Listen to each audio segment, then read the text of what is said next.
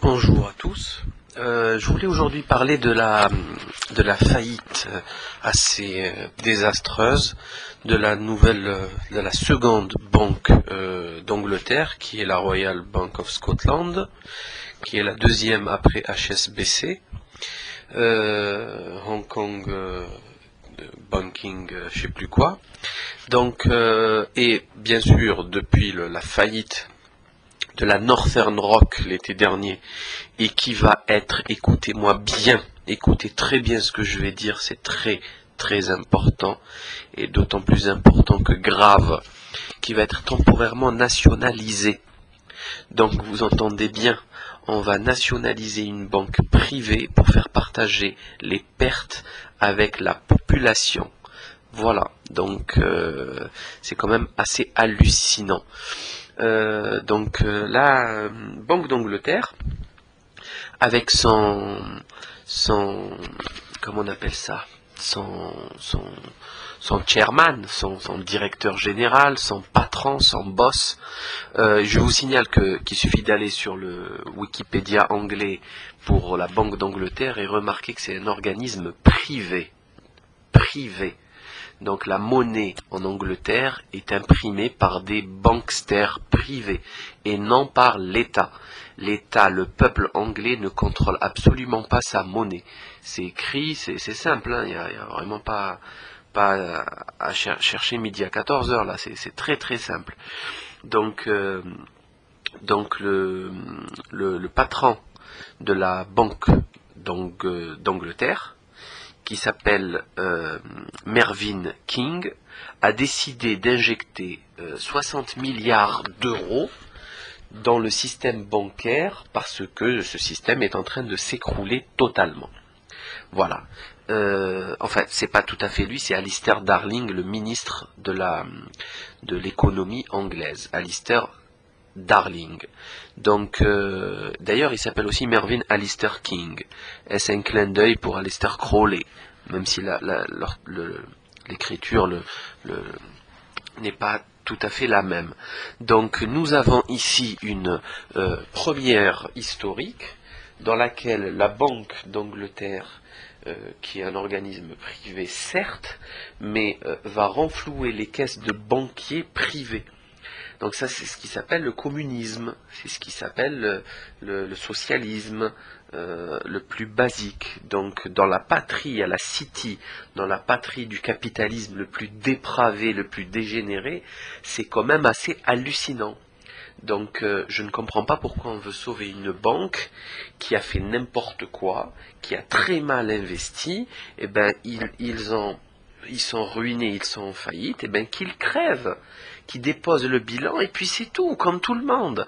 C'est comme si moi je faisais faillite demain, et je coule une entreprise à 1 million d'euros en privé, et j'ai la Banque de France qui me renfloue de 10 millions d'euros, tranquillou, 20, 30, 1 milliard d'euros, et que je redémarre, alors que enfin, faut quand même se rendre compte de la gravité de la situation. C'est-à-dire qu'on garde les mêmes et on recommence. Est-ce clair? On garde les mêmes et on recommence.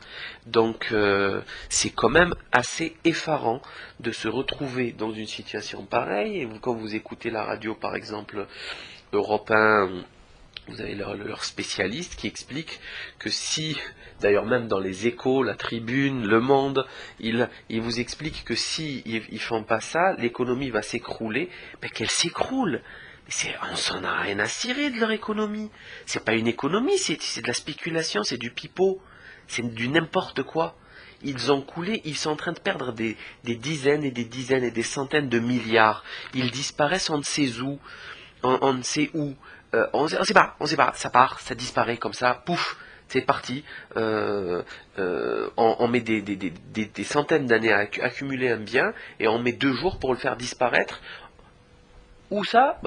On sait pas, c'est parti, ça a disparu. Et bien sûr, on renfloue les caisses, mais on n'exige pas, il n'y a aucun limogeage.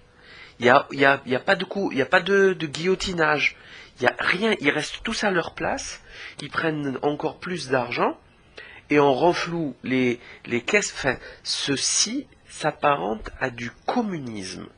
Et comme la vidéo qui circule actuellement d'un écrivain russe qui a fait une très très belle comparaison entre la Fédération de Russie, l'URSS et l'Union européenne, et ben c'est encore une preuve encore supplémentaire à son argumentaire, comme quoi on est vraiment dans un communisme basique, quand on sait que le communisme est une création des Warburg, des banquiers, des banksters criminels américains, donc du capital.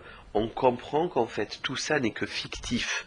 Le capitalisme, la liberté du marché à s'autoréguler, tout ça c'est du pipeau.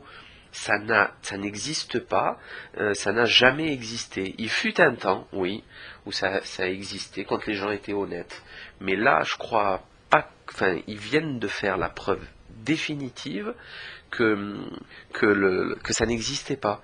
Renflouer les caisses de banquiers privés qui ont ruiné le système de cette manière est proprement hallucinant. Enfin, il faut vraiment se rendre compte de la situation, quoi. Donc, ça prouve la débandade la plus totale. Et bien sûr, il faut savoir que HSBC a perdu 50% depuis quelques mois de la première banque d'Angleterre a perdu son action, elle est à 10 au lieu de 15 euros. Elle est au plus bas depuis le 11 septembre. Et il faut savoir que en faisant ça, d'abord, il y a une inflation, puisqu'il y a une augmentation de la masse monétaire, et surtout, ça ne sert à rien, puisque ça crée une panique. Puisqu'on se dit, si la Banque d'Angleterre fait ça, c'est que la situation est très grave. Du coup, c'est un serpent qui se mord la queue, c'est totalement absurde, c'est d'une débilité rarement atteinte, rarement atteinte. Donc, voilà, c'était juste pour indiquer ces petits points qui ne sont pas très très bien mis en valeur. Hein. Nationaliser une banque privée, c'est quand même assez hallucinant en Angleterre. Ça aurait pu se passer peut-être à Cuba ou je sais pas moi, en Birmanie, mais pas en Angleterre. Pas assez d'honneur de leçons de dégénérés qui gagnent 4 milliards d'euros par an. Il y a des traders, il y a un trader qui a gagné 4 milliards d'euros en une année. Donc comment passer de l'ultralibéralisme spéculatif dégénéré, criminel, à une nationalisation et à un communisme. Enfin, ça prouve que le terreau de cette idéologie est la même. Voilà. Voilà, je pense que ce sont des bases de réflexion assez intéressantes pour tout ce qui va arriver bientôt. À très tôt. Au revoir.